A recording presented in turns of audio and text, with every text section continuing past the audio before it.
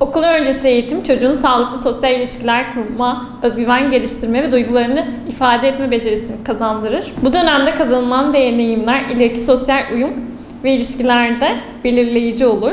Beyin gelişiminden hızlı olduğu bu kritik evrede okul öncesi eğitim, dil, bilişsel ve motor becerilerin temellerini güçlendirmiş olur.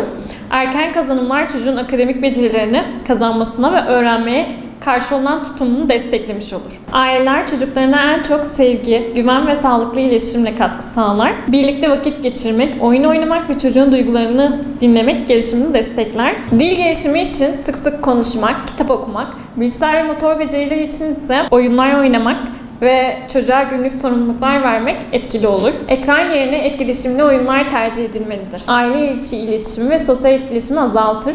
Çocuk oyun ve paylaşım yapmak yerine ekranla vakit geçirirse duygusal ve sosyal gelişim olumsuz etkilenir. Uzun süreli ekran maruziyeti dil gelişimini ve dikkati olumsuz etkiler. Ancak sınırlı süre, doğru içerik ve ebeveyn eşliğinde kullanıldığında destekleyici bir araç haline gelmektedir. Aile kontrolü önemlidir. Çocuklar duyma eşiğini bilemez. Ekran karşısında saatlerce hareketsiz bir şekilde kalabilir. Son yıllarda en sık karşılaştığımız gelişimsel gecikmelerin başında dil ve sosyal iletişimsizlik yer almaktadır. Aileler çocukların göz teması kurup kuramadığını, ismine tepki verip veremediğini ve akranlarıyla olan iletişimi dikkatli bir şekilde gözlemlemelidir. En sık karşılaştığımız gelişimsel gecikmelerin başında bunlar yer almaktadır. Okul öncesi dönem de aslında bize bu konuda yardımcı olmakta, erken farkındalık oluşturmaktadır. Dil, ince motor ve dikkat becerilerinde yaşanan gecikmeler aslında bize erken farkındalığı oluşturmaktadır. Erken fark için çocuğun konuşma, oyun kurma ve çevresiyle olan iletişimleri düzenli olarak takip edilmelidir. Veliler güvenli ve sevgi dolu bir ortam sunan, aileyle işbirliğine açık kurumları tercih etmelidir.